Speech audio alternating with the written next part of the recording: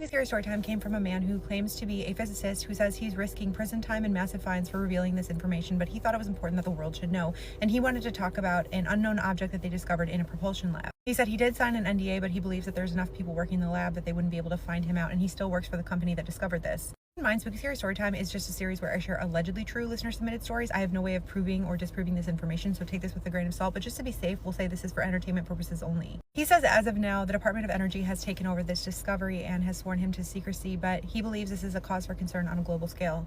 He says he's a physicist and electrical engineer who specializes in high energy and energy efficiency, and prior to working at this company, he was working in research and development for a major electric company to research high-efficiency electrical transformers for medical equipment.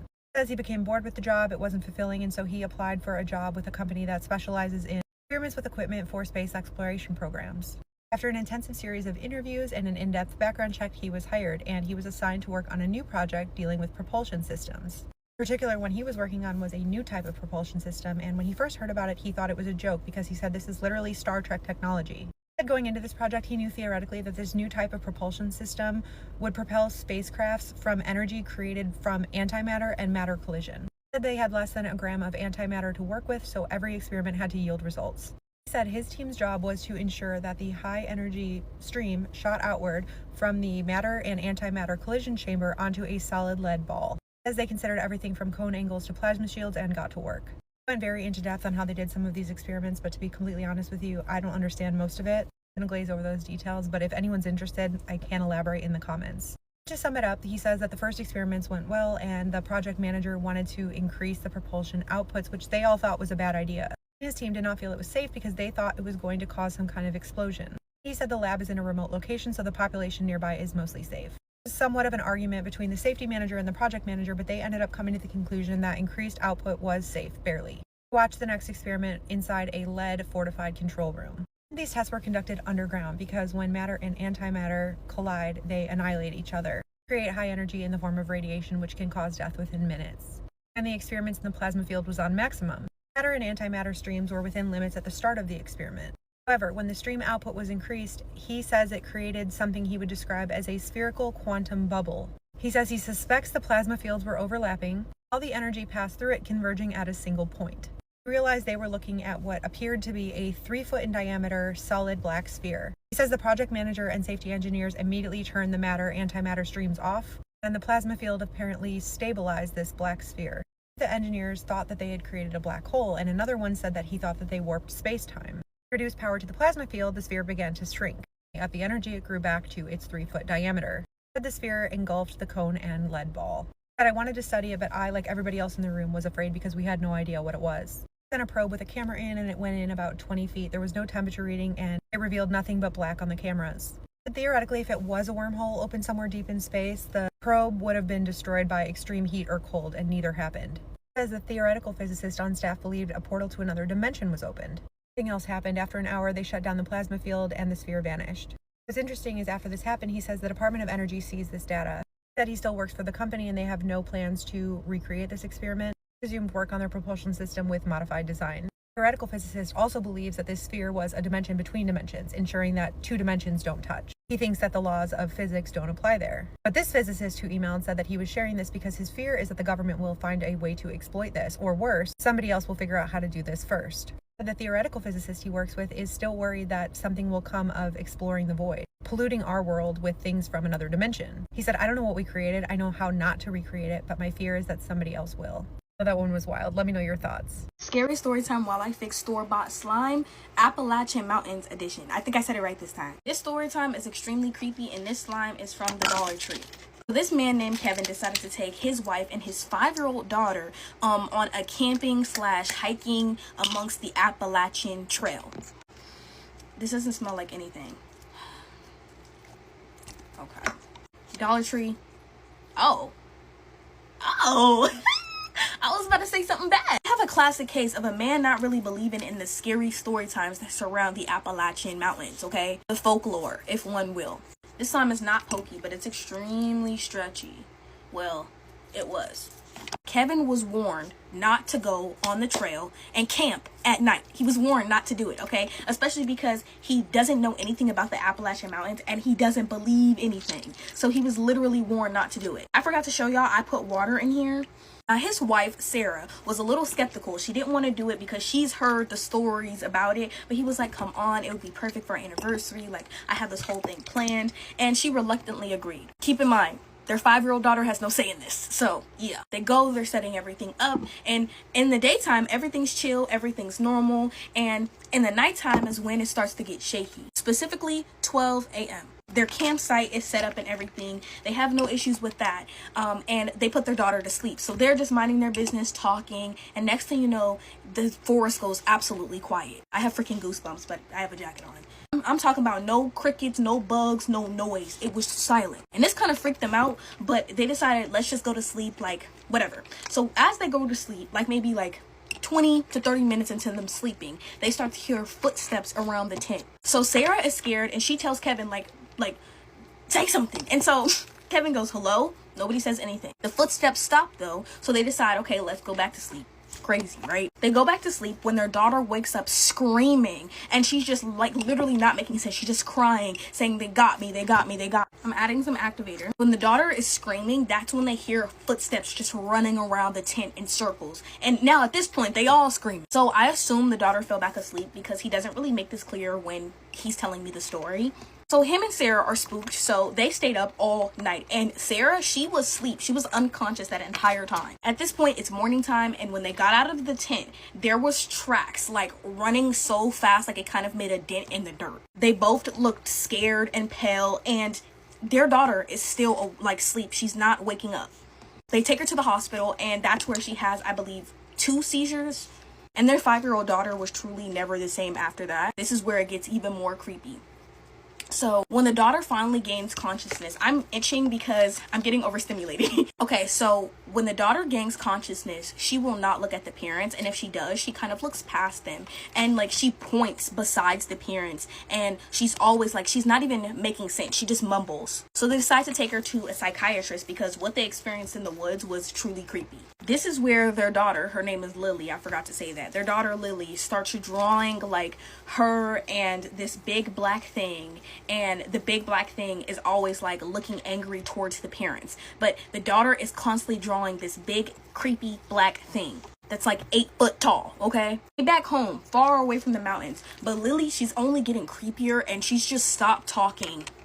One day, Sarah and Kevin are asleep in their room when Sarah wakes up screaming because Lily had a sharp odd object and she was standing over them, like just standing over them, looking down at them.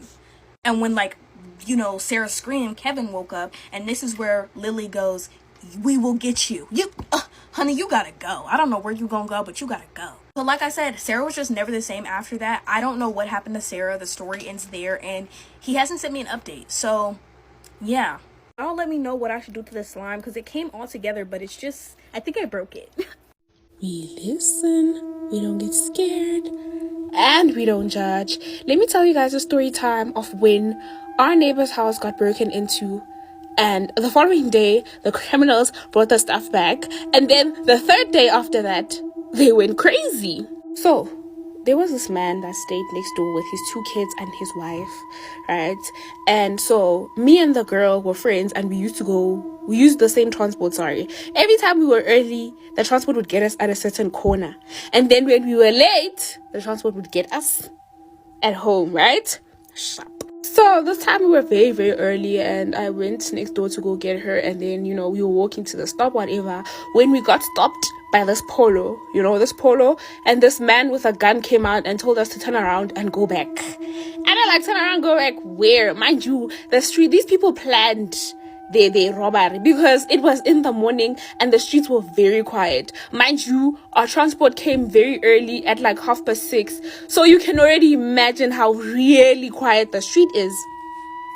So we start walking back or whatever, and they go with me and my friend to my friend's house, and they knock on the door, and the dad opens, and you know, the guy with the gun is like, you see what's happening, open the door so we can do our thing and leave. Oh, they took the TV, the speakers, the what was. They even took the food that was in the fridge, guys. I don't know what these people's agenda was, but they took stuff and they left. So we're sitting there traumatized, whatever. My mom came next door because the wife called her, whatever, because she was so scared. And we explained the situation as to how it started. So my mom was like, let's call the police. Before I call the police, the guy's like, no, let's call my prophetess first. Okay? So that she can come and tell her first. The lady gets there within like 25 minutes because that day we didn't go to school. They told her transport to go because, the lady gets there, guys. She sprinkles some stuff on she's like, where did they touch? She's like, she just wants one place. And we're like, the fridge. She sprinkles some stuff on the fridge and she's scraping off their fingerprints. She's scraping off their fingerprints and then she's like, yeah, now you guys can call the police. She scrapes off the fingerprints and she leaves and she's like, I'll see you guys later on. Sure.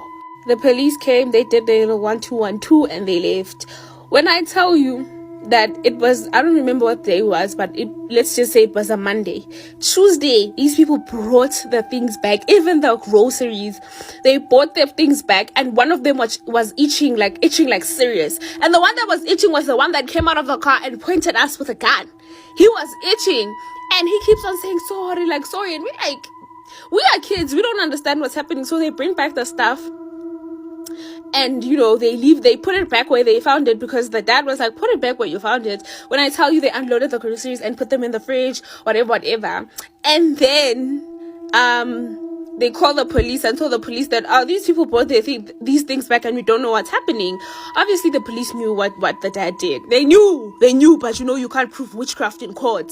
So the police come and the people are arrested. They go to jail or whatever. And okay, so they went to jail. Wait, Tuesday, isn't it? They came back and brought the stuff. The police got them. Wednesday, the dad went in the morning to go drop the charges. When he dropped the charges, they let them go, obviously. As they let them go, guys, these men went pokoloko. They went crazy. They lost their minds. And everywhere they go, they tell people what they did. I don't know if they're still like that, but every single place that they go, they tell people, hey, like, we stole at this man's house and we're so sorry, we feel so bad, today we are here because of theft and robbery. And they tell people the events that they the things that they have done in their life, robbing people, stealing their phones, stealing people's things in their houses, blah blah blah. So we all know who's responsible for that, but really, can you blame the man? I'm just giving you guys ideas. When people steal in your houses and they take your hard-earned money, which you use to buy those things, and they leave with it because they refuse to work and go and hustle legally like other people, you make them go crazy. Like, I wouldn't blame you, because why are you a thief? Why are you stealing? I don't know about you guys, but ghost stories are my absolute favorite, and this one comes out of London and it involves a double-decker bus. In June of 1934, a man was driving in West London on an empty street. At least he thought. All of a sudden, a double-decker bus appeared out of nowhere. The man swerved to miss the bus, but he ended up running into a building. Now, depending on who's telling the story, in some version, he ends up surviving this accident and is able to tell police that this bus appeared out of nowhere. And in other versions of the story, his car ignited and he was not with us anymore instantly. It was then up to the witnesses who were walking along the street to tell police what had happened. They said that this bus appeared out of nowhere. The description of this bus is what's really important. Witnesses say that it has the number 7 on it, and it also had the word general on it. Now, this was a bus line that had gone out of business a year before this accident had happened. Witnesses also said that the bus was fully lit so they could see inside, and there was not a single soul on this bus, including the driver. Nobody was driving this bus. They said that this bus appeared at 1:15 a.m. and it only took a couple of seconds for it to disappear into thin air again. Now, the legend has gone on with this bus, with people still claiming to see it regularly. The thing is that it's not always driving, but when it is, people will be driving along this road and it's seemingly empty, and all of a sudden this bus appears out of nowhere, causing them to swerve, and they often have the same accident that man in 1934 had. But even weirder still is some people have claimed to see the bus sitting on the side of the road, almost waiting for passengers. And if they've had too much to drink, they'll often try to board this bus. It'll absolutely vanish right in front of them. This bus has never harmed any pedestrians. It seems to just come after actual vehicles driving on the road. But people do say that if you were to board this bus, that your soul would be lost forever. So what are your thoughts on this? Do you think there's any truth behind it, or is it all just a ghost story? Let me know your thoughts down in the comments and follow for more spooky things. On December 18th, 1956, a brand new game show called To Tell the Truth aired on a major American television network. The premise of the show was relatively simple. 4 celebrity judges would be presented with 3 people called contestants who all claimed to be the same person. And this person who they claimed to be was always remarkable in some way. They had some incredible talent or some crazy job, or they had accomplished something extraordinary. One of these 3 contestants was the real person they were claiming to be. The other 2 people were doing their best to pretend to be that person. And it was the job of the celebrity judges to try to figure out who was telling the truth. So for a set amount of time on the show, the celebrity judges would ask the contestants questions about their background and try to figure out, who was who. And then at the end of the time, the celebrities would cast a vote about who they thought was the real remarkable person. After the votes were tallied up, the host would have the real remarkable person stand up to reveal themselves, and the entire audience would go crazy, and that was the show. And the show became quite popular. So popular, in fact, that today, nearly 70 years later, it's still on the air. And over this show's very long history, virtually all the episodes are pretty similar. It's a pretty redundant show. But there is one episode that will forever go down as the most unique. In October of 1972, 3 contestants walked out onto the stage in front of the 4 celebrity judges, and they all introduced themselves as Ed Edwards. Then the host of the show read aloud the biography of the real Ed Edwards, and he would say that Ed at one point was on the FBI's list of the top 10 most wanted criminals in America for crimes like armed robbery and impersonating a federal officer. And then after he was finally caught by law enforcement and went to prison, a prison guard helped him turn his life around, and then upon release from prison 14 years later, Ed remained this reformed criminal and became a successful author and motivational speaker who specialized in telling people how to identify con men and criminals and how to protect themselves from these people. After the real Ed Edwards biography was read aloud, the 3 contestants sat down and the celebrity judges began asking them questions about their past, and then after the time was up, the celebrities cast their votes, and then the real Ed Edwards was revealed. And even though 2 of the 4 celebrity judges had correctly identified the right Ed Edwards, the crowd was totally astonished at who this guy actually was, because he did not look like this ex-convict. He looked like this kind of all-American middle-aged father who was totally harmless and wouldn't hurt a fly. But either way, the show ended, and then the world forgot about Ed Edwards until 2009. That year, Ed's estranged daughter, 40-year-old April Blasio, finally decided to investigate something that had plagued her for her whole childhood. Despite her father's claims that he was this reformed criminal and this stand-up, law-abiding guy, she didn't believe it. She never believed it. She thought he had never been reformed and just was a criminal and always had been. Behind closed doors, Ed was violent and abusive, and he was a compulsive liar. She remembered in the 1970s and 80s when she was a young kid, Ed would make their family pack up and move, sometimes in the middle of the night, and April always assumed it was because her dad was wrapped up in something criminal. But every time she asked him, he would say, oh, well, I was an informant when I was in jail, and I snitched on some people, and some of those people have figured out where we live, and so we gotta move.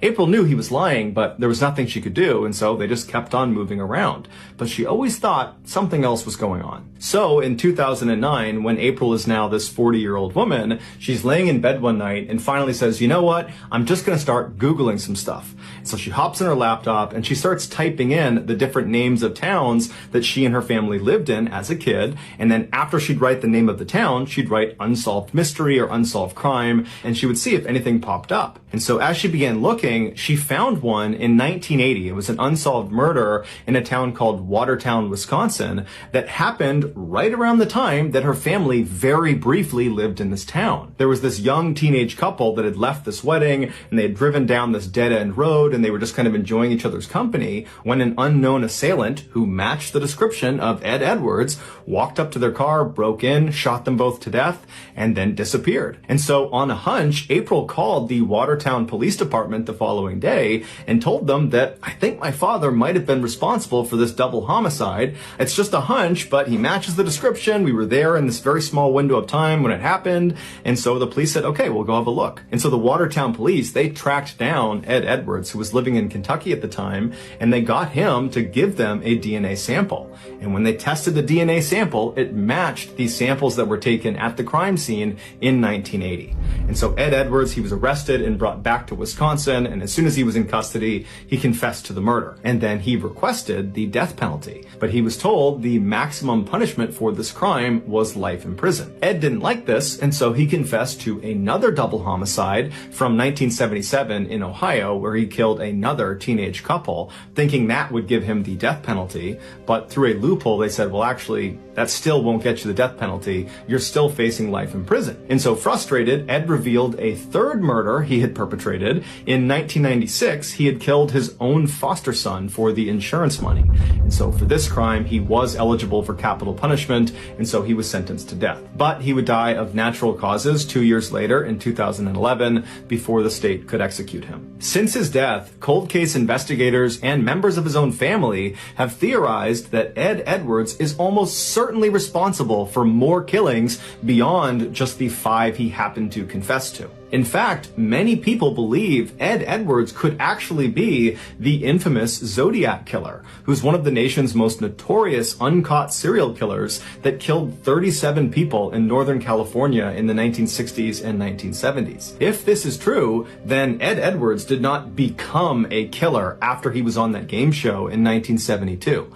No. When he showed up for that game show and stood in front of the audience and smiled and answered questions to the celebrity panelists, at that time, as you're watching him on TV, he would have already been a seasoned serial killer with dozens and dozens of victims. But Ed stopped confessing to murders after that third confession because he was just kind of using those murders as bargaining chips to get what he wanted, the death penalty. And once he got it, he went silent. And now that he's dead, we're never going to get another confession out of him. And there's no proof connecting him to any unsolved murder cases. And so unfortunately, it's unlikely we'll ever know the full extent of Ed's reign of terror. So a 19-year-old and his 14-year-old girlfriend go on a killing spree together.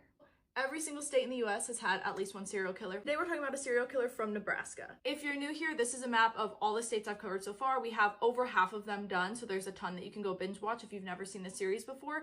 If you aren't new here and you've been watching the series, I love you and thank you so much for being here. I'm going to be doing my makeup today while I'm telling you guys about this. This story is another crazy one. There's some debate on if this guy is a serial killer or a spree killer, but I'm going to tell you about him either way. He killed more than 10 people. By definition, he could be considered a serial killer, but he's normally referred to as a spree killer. So please don't get mad at me if you don't consider him a serial killer. This is who I'm telling you guys about for Nevada. His name is Charles Starkweather, and him and his, again, child girlfriend, her name is Carol, I'll get more into them in a second, they go on this spree. So a little bit of background into this Charles guy. So he had a bit of a tough childhood. He was bullied quite a bit. He was born with a birth defect that made him get bullied in school like a lot, and it was pretty tough on him, so he just didn't fit in. So eventually he ended up dropping out of school. And not only that, but he also had a lot of really violent outbursts, and it would scare not only like his friends, but his family and like his parents as well. So his parents were literally scared of him as a child. As he got older, again, he drops out of high school, his violent outbursts become like more frequent. In 1956, when he was about 18, he had already dropped out of high school at this point. He has a job at a newspaper warehouse, and this is when he's introduced to Carol. Her name was Carol Ann Fugate, and she was 13 years old. 13 when they met.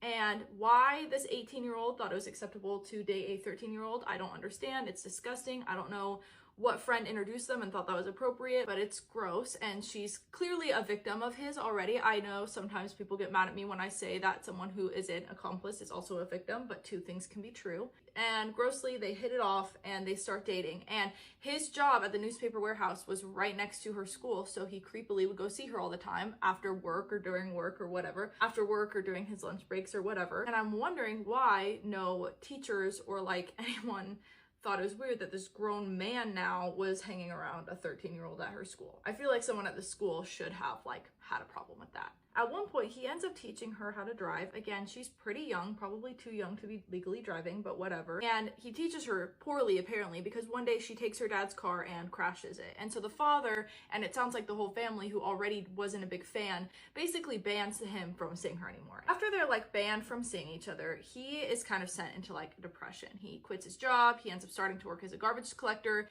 and he views life as like completely pointless. And he says that like basically all dead people are the same and nothing matters. So on November 30th of 1957, he is becoming more violent and angry and sad. He goes to a gas station to try to buy a stuffed animal. I'm gonna assume it's for Carol, even though he was like not supposed to be seeing her, but I'm not sure. And the attendant says like you can't pay with credit for whatever reason, and he wouldn't let him buy the stuffed animal. So he is pissed. He leaves, he goes and gets some more money, comes back and buys like something small, and then he leaves again, comes back, buys something small, and then he leaves again, comes back, and he does this multiple times where he's like buying something small, and we learn it's because he was like scouting out the place and making a plan. So he finally comes back, this time with a shotgun, and he forces the guy who was working. He's the guy that told him he couldn't pay with the credit card. His name was Robert Colvert, and he basically forces him at gunpoint to give him $100 from the till, and then he forces him into his car and abducts him. And again, this is all over a stuffed animal. And so they drive to a remote area where Robert tries to fight for his life. He knows that this is bad. He tries to fight Charles, but unfortunately Robert was unsuccessful, and Charles subdues him and he shoots him in the back of the head several times. So to our knowledge, this is Charles's like first murder victim. I wouldn't say it's his first victim, because I would say Carol is his first victim because she was a child when he was preying on her. I say this with every video. There's always a chance that a serial killer had more victims than we know about. That's pretty common. But after this, 2 months later, on January 21st of 1958, Charles went to Carol's house to try to see her, and her mom and her stepfather, their names were Valeda and Marion Bartlett. They also are not big fans of him, so they tell him to leave and stay away from Carol. He refuses, and he's pissed about this, so he ends up killing them. He shoots them both, and trigger warning, this has to do with a very young child. He also beats their 2-year-old daughter to death, and her name was Betty Jean, and he hid all 3 of their bodies behind their house in an outhouse and a chicken coop. And now here's where we don't know all of the details of Carol's involvement. So Charles has always said that Carol was there the whole time, and like she knew he killed her family. She says that what happened was she came home that day, and he said that he had a gun, he was holding her family hostage somewhere else, and that if she didn't cooperate, he was gonna hurt her family. And so she's saying that she cooperated with him and did all this stuff because she was trying to protect her family. So it's a little bit of like a he said, she said on Carol's involvement. But either way, whether she knew he killed her family or not, he's a scary guy. Some people think that she actually was the brains behind this and she wanted him to kill her family. I don't know if that's true. I feel like I don't believe that, but there is that possibility that she actually was the mastermind of all of this and just pretended to be innocent. We just really don't know for sure. According to her, she listens to him, they go inside, and they put a note on the door that says everyone's sick with the flu, so that if anyone stops by, they won't look into this. And for the next 6 days, Carol and Charles stay inside the family's home. They turn away all visitors. They turn away Carol's sister, her grandmother, her brother-in-law, and Charlie's brothers, telling them they're all sick, like, come back later, we don't want to see you right now because we're sick. And obviously people are like, that's weird. And the grandma was like, okay, let me come help you and take care of the family. Why am I only seeing Carol? And she doesn't know what happened, but she can tell something is wrong. And so she threatens to call the police. And this obviously spooks Charles. And so him and Carol, while the grandmother's gone, they flee. And on January 27th, after the grandma calls the police arrive, they break in and they find no one there in the house, and the house seems normal. Nothing's out of place. It doesn't seem like there's a struggle. It doesn't seem like someone was hurt here. And so the police leave. They think that this is just like a family dispute that they can solve on their own, and they leave. However, Charles's brother and a friend go to the house and they find the stashed bodies, and they tell the police. So at least Charles's brother didn't like cover for him. He immediately like went to the police and he told them like, there's bodies here, Charles did it. And now there is a manhunt for Charles and Carol. Charles has at this point killed 4 people. At the time, the police only know about the 3, Carol's family. They don't know about the gas station attendant. I believe they knew he had been killed, but they didn't know that Charles had been the one to kill him. So Charles and Carol are now on the run. A lot of people like to make it seem like Carol was absolutely an accomplice, and I have some skepticism about that. I'm not saying she wasn't. I don't want to rule that out completely. I think she could have been involved and then just been playing the like innocent card. So they end up fleeing to a farmhouse in Bennett, Nebraska, and this is actually where one of Charles's family friends lived. And it's a 70-year-old man. His name is August Meyer. His farmhouse, and he shoots August in the head, and then he kills his dog. And I would have thought they would have taken his house and like hidden out there for a while, but for whatever reason, after they kill him, they decide to take the car and leave. So they take their car, they're driving away, but they get stuck in mud. And so they end up getting so stuck they can't move the car, and they actually abandon the car and start walking on the road. And two teenagers named Robert Jensen and Carol King, they end up seeing them walking down the road, and they kindly offer to give them a ride. And this is super unfortunate, obviously, because he's a very dangerous person, and they just hadn't seen any of the like warnings in the papers or anything like that. So they had no idea that he was a dangerous wanted man and that he had killed people. And when they get in the car, ends up pulling out his weapon. He forces them to go back to August's farmhouse where he had just killed him. He forces them into a storm cellar that had been abandoned. Inside the storm shelter, he ends up shooting Robert in the head, and he tries to assault Carol. And this is Carol, the teenager that picked him up, not Carol, his child girlfriend. He tries to assault her. She puts up too much of a fight, and so he ends up getting frustrated and shoots her.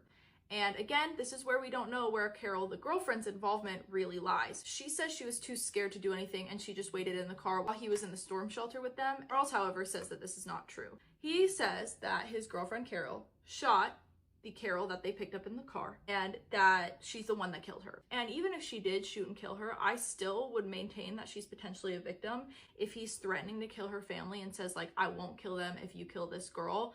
Again, it's really sad, and that is awful that she would have killed someone, but I do kind of understand that she's just trying to do what she can to protect her family. But she maintains that she never killed anyone. After Robert and Carol have been killed, they end up taking Robert's car. They steal his car and they start driving away. And they end up driving to Charles' mom's house. They enter. His family's actually not there, but their maid, her name was Lillian Fensel, and he sees her, he stabs her to death, and then kills the family dog so that it won't alert his mom or his mom's husband when they get home. Then they sit there and wait for them to arrive. Clara Starkweather, his mom, was the first to arrive home that night. And she gets home and she is stabbed to death. And Charles says that he threw a knife at her, but that Carol is the one that killed his mom. Again, Carol says she did not kill a single person. Next, Chester Lauer Ward, Clara's husband, arrives home later that night, and he is shot and killed. And while Charles and Carol are in the house, the daily newspaper is dropped off at the family house. And so they look at the newspaper, and Charles and Carol are on the front page. Like, it's clear that there's a big manhunt going on. And police arrive at the house after Carol and Charles have now fled, and they find the bodies of his family members. They see that the front page, where their photo and the information about them was, is cut out. And then later, when they do finally arrest them, they find this in their possession. And so some people think that this indicates that Carol absolutely knew what was going on, because in it, it said that her family was dead. So some people think that Carol was lying. She was actually a part of all of this, and that she knew her family was dead the whole time and maybe actually wanted him to kill them. But the other theory is that Charles cut that piece of paper out before she could see the newspaper and hid it so that she wouldn't find out her family was dead. So again, we just don't really know how much Carol knew. So after they are dead, they end up taking the car. They also steal a bunch of jewelry from the house, and they flee out of Nebraska because now they know that everyone in the area is searching for them. They can see on this newspaper. Police start a block-to-block search party for him. The National Guard is called. Vigilante gangs are forming because they are pissed that he's doing this. Like, it's a very scary, heightened, fearful time in the area. At the time, they don't know that he has fled Nebraska. So while they're on the run, they go to Wyoming, and they now know that they need to get a new car, and they see a guy sleeping in the back of his car along a highway, and his name was Merle Collison, and he was a sales guy, and he was traveling for work. He had slept in his car on the highway. So Merle ends up being shot to death, and they go to steal his car. And Charles says that at one point, before he was able to shoot Merle, that his gun jammed, and while he was trying to fix it, Carol actually performed a wrestling move on Merle to subdue him so he wouldn't run away. This is where I have a hard time thinking that Charles is telling the truth about that, because I have a hard time believing that a tiny 14-year-old is doing some like wrestling takedown move to subdue a grown man. That seems far-fetched to me. I'm not saying it's impossible, but that seems unlikely. So I think Charles is lying about her involvement, but who knows? Merle ends up being shot, and they are going to drive away in the car, but the car had a parking brake, and this was kind of a new thing in cars, and Charles had never seen this before. And so the parking brake was engaged because the guy had been sleeping in his car, and when Charles goes to try to drive the car stalls out because he didn't disengage the brake. And so he tries to restart the car, and it's very obvious from the outside that he's having car troubles. And so this nice guy sees two teenagers struggling with their car, and he stops to help them out. And he has no idea that Charles is a dangerous guy. He just thinks he's helping some innocent teenagers. So his name is Joe Sprinkle, and he pulls up, he offers to help Charles kind of pretends to accept the help and then threatens him with the gun. Instead of just surrendering, Joe ends up trying to fight him. And so Joe and Charles get in like an altercation. Fortunately, as they're fighting, a police officer actually sees this, pulls over, tries to stop them. And as he's pulling over, Carol jumps out of the car, runs over, and says something along the lines of like, "It's Charles Starkweather, please help me, he's going to kill me." And this supports the idea that she was a victim. She was just trying to do what she could to keep her and her family alive. When the police arrive, Charles ends up jumping back in the car and he drives away. And this is when a car chase ensues, and 3 officers are speeding after him in a car chase. They are going over 100 miles an hour. It is a very intense, high-speed car chase. They're chasing him down. They are trying to catch him. One of the officers ends up firing at his car. One of their bullets actually ends up hitting Charles. And Charles thinks he's bleeding out, and he's so scared that he actually pulls over and surrenders. He was nowhere near bleeding out. So on January 29th of 1958, he is finally apprehended. Him and Carol both are arrested, and they are both extradited back to Nebraska from Wyoming. And they really hadn't even gotten that far from Nebraska, so it wasn't a long trip back. For like the first interview, Charles actually kind of corroborated Carol's story and said that he had abducted Carol. Pretty quickly, he ended up changing his tune and started to say that Carol was involved, and then he started saying all the things that I've been telling you about and how he would like blame Carol for some of the deaths. But Carol always stayed consistent, saying she was innocent and she was just doing what she could to protect her family.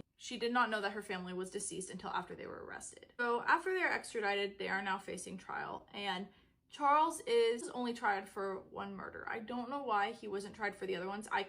It does not make sense to me. He was only tried for the murder of Robert Jensen. I think it's because they only had enough like actual evidence instead of circumstantial evidence to say it was him, but I'm not entirely sure why that was the case. So they end up trying him for the murder of Robert Jensen, and the jury deliberated for a while, and eventually he was found guilty and he was sentenced to death. At this point, Charles is saying that Carol is just as guilty as him, and he actually says that if he's going to be executed, she should be executed too. However, Carol was convicted as an accomplice. She received a life sentence, but she was never sentenced to death. She was never given the death penalty. In total, Robert killed 11 people and 3 dogs, and then potentially, depending on how you look at it, also abducted a 14-year-old, which is Carol. So eventually he was executed, and Carol ended up being a model prisoner, and she was paroled in 1976, which was about 20 years later. After Carol was paroled, I couldn't really find much on her. I know that eventually she got married again, and in 2013, unfortunately, they were in a really bad accident, her and him together, and her husband was killed.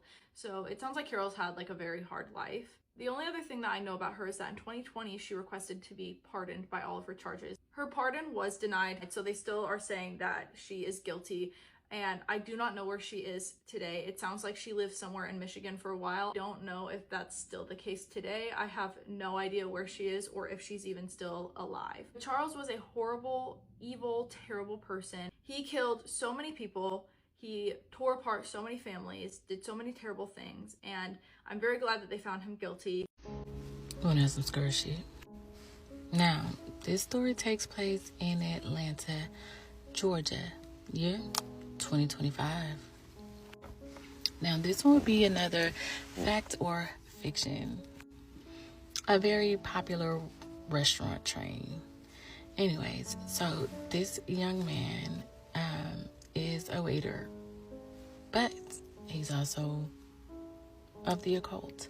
So we can call him a conjurer, warlock, whatever you want to call him.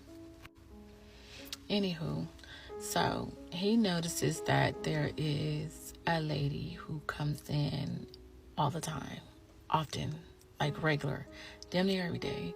She sits in the same spot and she kind of orders the same meal.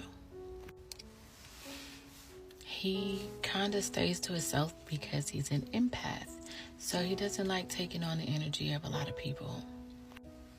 Anywho, he knows that everyone who waits this table is noticeably drained in some kind of way when they get done interacting with this woman. It doesn't really bother him much until one day one of his work besties has to wait the table. We'll call her Corey. So she goes over, she takes the lady's order, and instantly she kind of starts swaying a little bit.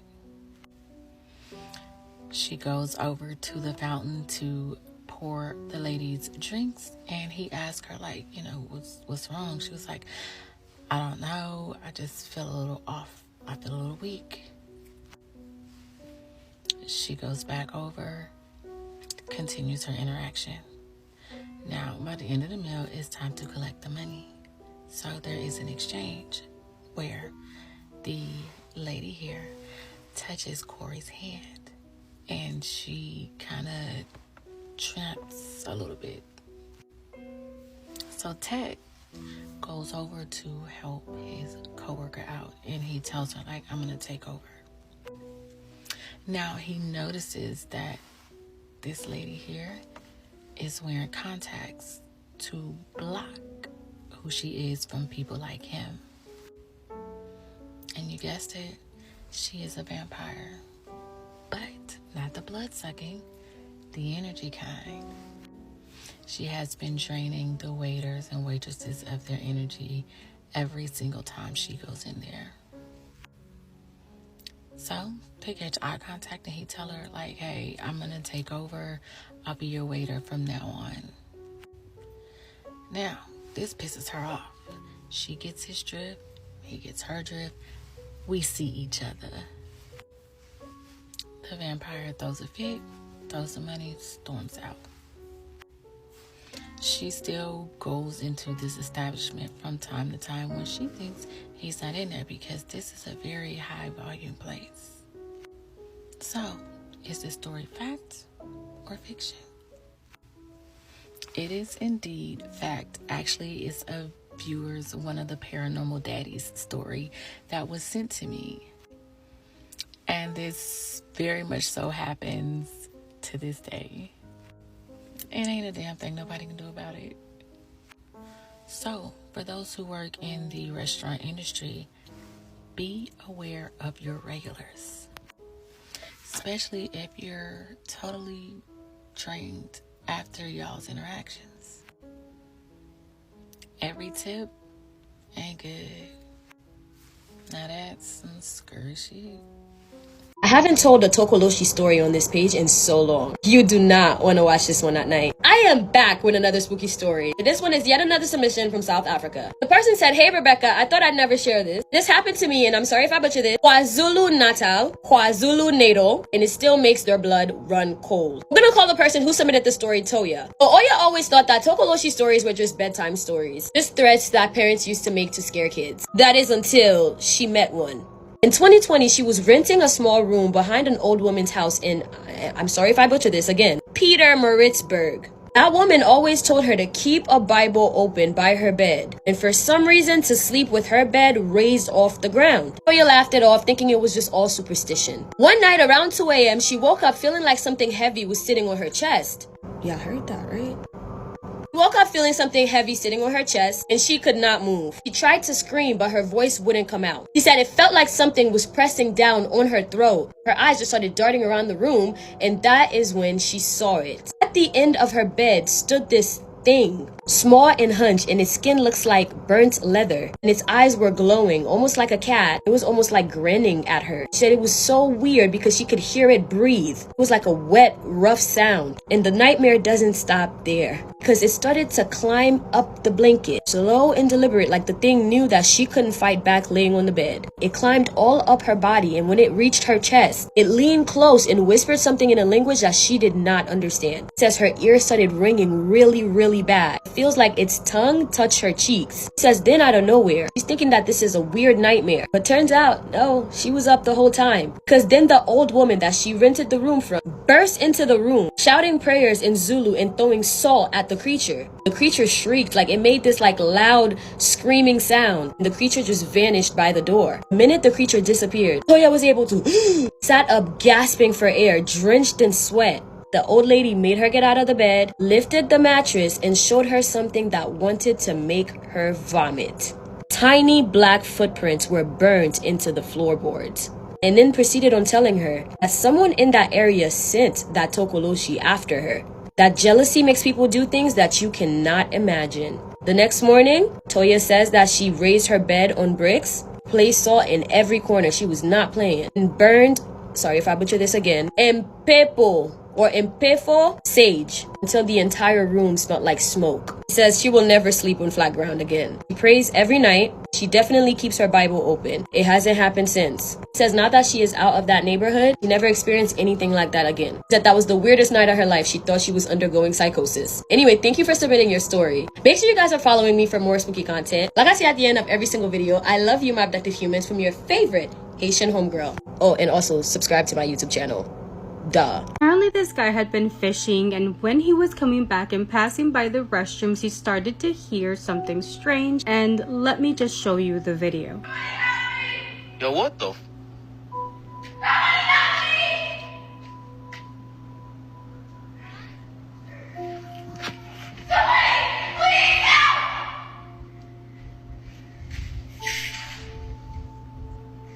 There's literally What the? no one in there. Bro.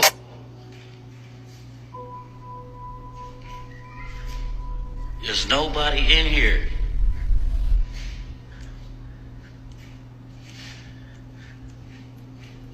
Yo! I was about to say, well, he went to the guy's restroom. Maybe there's like the other side where they have like the women's restroom. But no, because we clearly heard the voice coming from the guy's restroom. And that's exactly where he went in. And there's literally nobody there. So what the fuck? So I don't think that the person who posted it is like the original creator for me to go ask. But if you do like watching scary videos, I think Demon Ticks is the username. Go check them out. But what do you guys think? You can't make this stuff up. Might have known the story of real-life boogeyman. In 1887, 35-year-old Robert Ledru was a very talented detective working in Paris, France. He was so talented that periodically he would get called upon by other police departments around the country to help them solve their most difficult cases. And so that year, there was this coastal town in northern France that had this string of sailors that went missing, and nobody had the slightest idea what had happened to them. And so naturally, Robert was called in to investigate. The night Robert arrived in this town, it was very late and Robert was tired, so he went straight to his hotel and he went to bed. The following morning, he got up and he went straight to the local police department to meet the local officers that he would be working with on this investigation. But when he got there, he was told that the missing sailors case had been lowered in priority because during the night, a murder had been committed down on their beach. And so that was now their main focus. And so they apologized to Robert and said, I'm sorry you came all this way for nothing.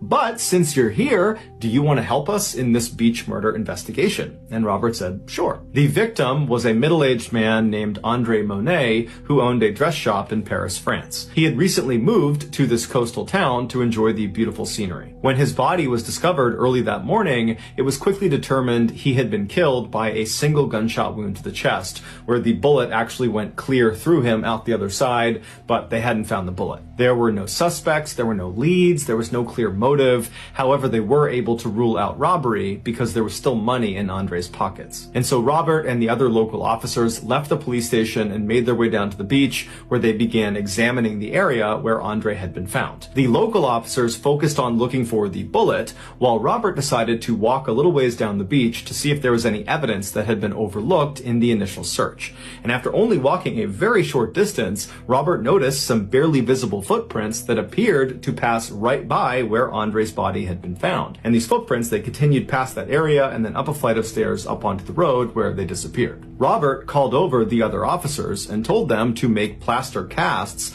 of these footprints so he could analyze them. What that meant is the officers would literally just pour liquid plaster inside of these prints, and then when they dried, they would pull that plaster out and it would literally be a 3D model of the foot that had made the prints. And so as the officers are working on these casts, Robert says to one of the officers that these prints looked really odd to him, like they were familiar in some way, but he just couldn't place where he had seen them before. Less than an hour later, when the plaster had dried, the officers pulled them out and they handed them to Robert, and as soon as Robert looked at them, he physically reacted to what he was seeing. It was like he was disappointed.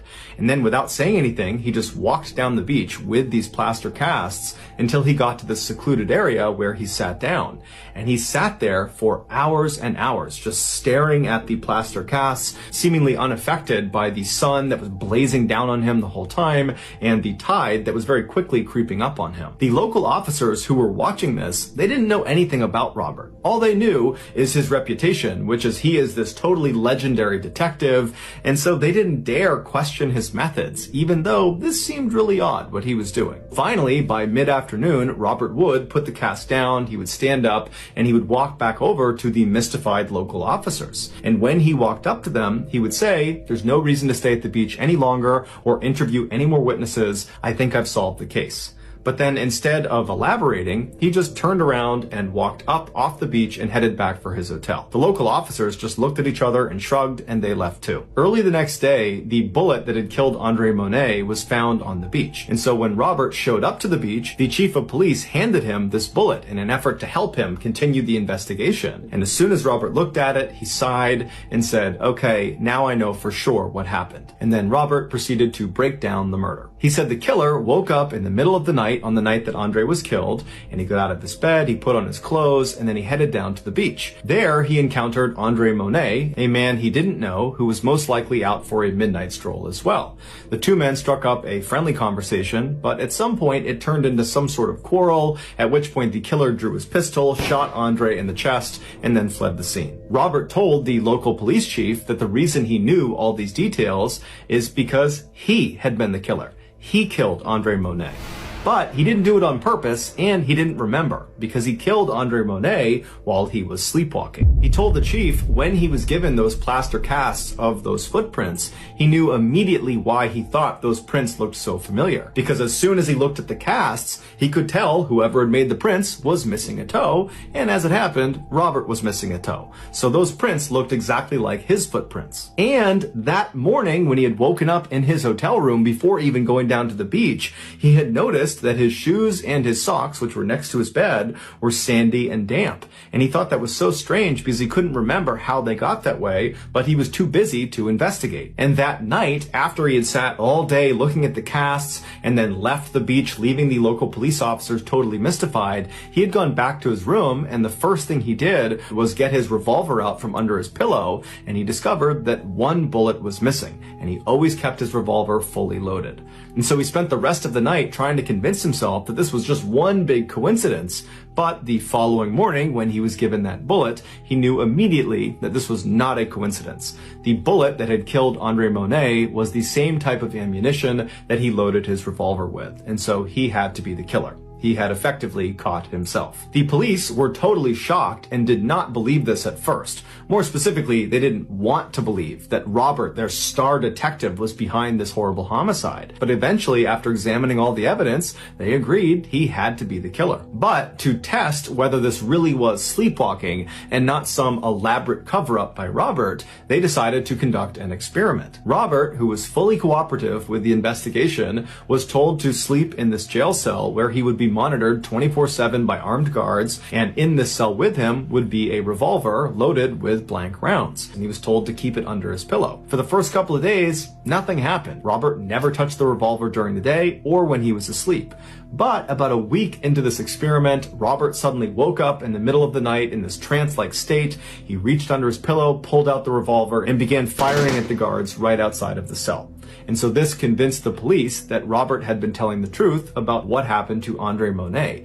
He really had killed him while he was sleepwalking. A decision was made not to prosecute Robert for the murder. Instead, they decided to basically exile him for everybody's protection. And so from then until 1937, when Robert died, he was forced to live alone on this secluded farm outside of Paris, where the only visitors he ever got were doctors who would only show up during the day and with armed bodyguards. She makes like a creepy smile. They were attempting to play the scary challenge called Burning Sam. Burning Sam was an innocent little boy who lived in a far distant village. It was a very long time ago, so the village was made out of straws and haze. People in the village were always scared of Sam. Why? It's because he had the ability to see into the future. Sam had the ability to know when and how someone was going to die. Because of this, everybody avoided him. Now, in this village lived a priest, a very evil priest that was being controlled by his wife. wife. His wife that he did not know was an evil satanic witch. The witch would cast spells on the priest to corrupt his mind and his purity. But why would the witch do this, you may ask? See, the witch had a plan for the village and the people in it. The witch wanted nothing more but to spill the blood of the innocents in the village so she could bring forth a demon. An ancient demon that is said to bring you power once it's resurrected. The witch tried to spill innocent blood by convincing the priest that Sam was evil and his gift was a gift from Satan himself. But as corrupted as the priest was, he wasn't just gonna believe everything out of her mouth. So the witch casted a spell upon the town.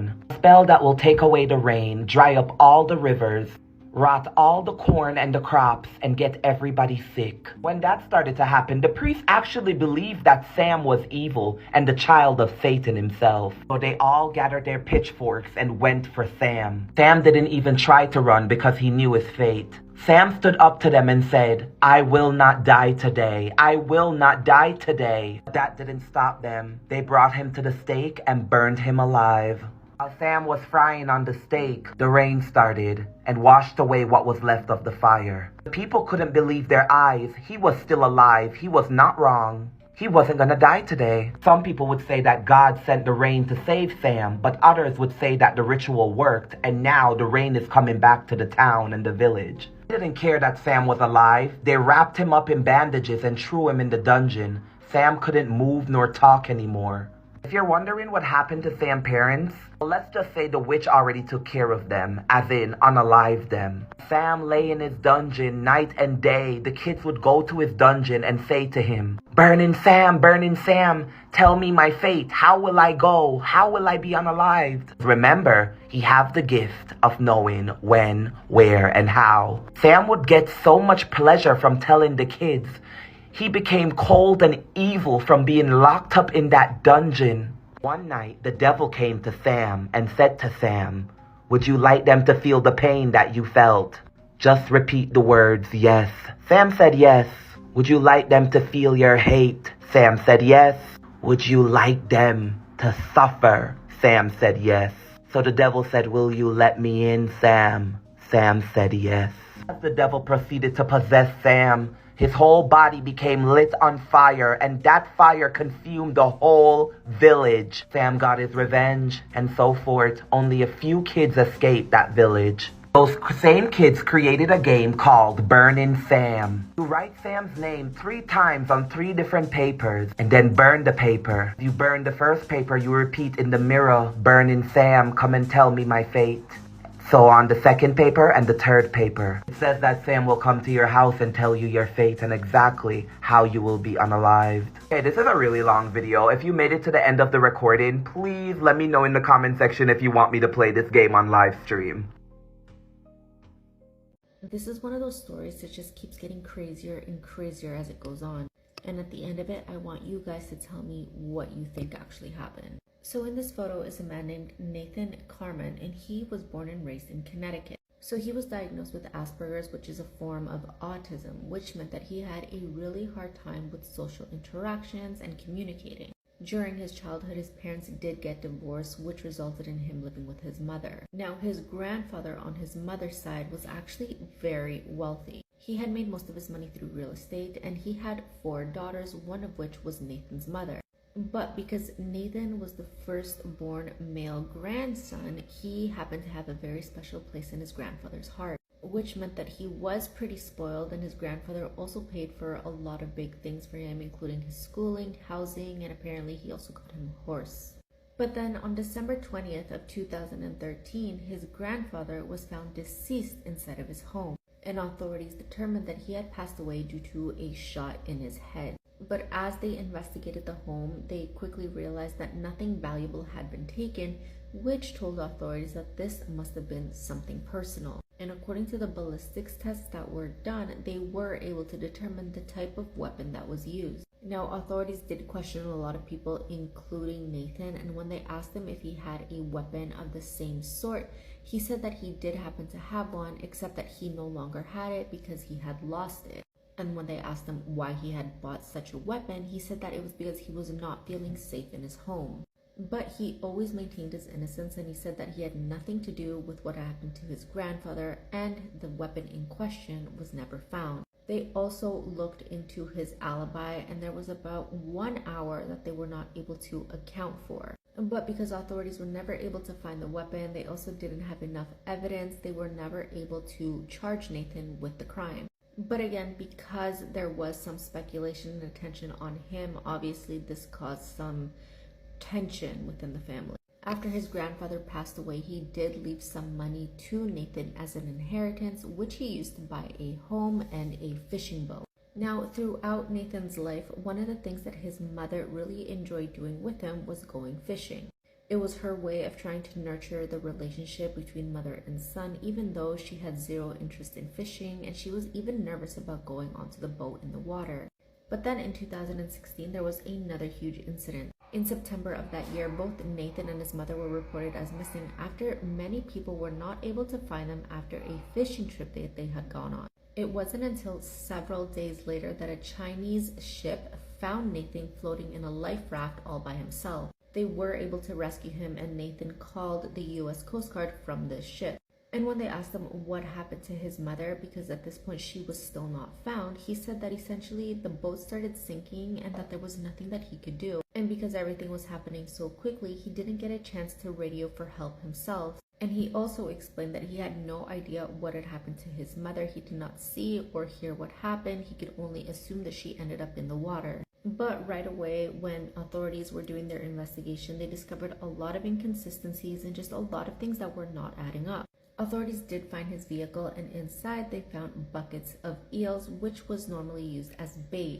But if the two of them were going fishing, why would he have left his bait behind? There was also a witness that had spoken to Nathan while they were on this fishing trip, and he remembered not seeing any fishing poles. And according to the FBI, Nathan had also bought an anchor that wouldn't have worked for the type of boat he had. There was a huge search done for Linda, but her body was never recovered. And while this huge investigation was going on, Nathan did file an insurance claim for his lost boat, which was worth about $85,000. But this claim was denied because the insurance company had their doubts and suspicions as well. And then there was also the fact that in the weeks before the incident, Nathan had done a series of repairs to the boat, which led authorities and some people to believe that maybe he had intentionally botched the boat to cause this drowning. And on May 10th of 2022, he was indicted for what happened to his mother. But he was always adamant that he had absolutely nothing to do with this. He had no idea where his mother was and said that he was not guilty. But a little over a year after he was indicted, Nathan took his own life while he was in jail. And because of this, all the charges against him were dismissed. And to this day, we have no idea where his mother's body is. And many people still seem to believe that he had something to do with what happened to his grandfather and even his mother. But like always, let me know what you guys think.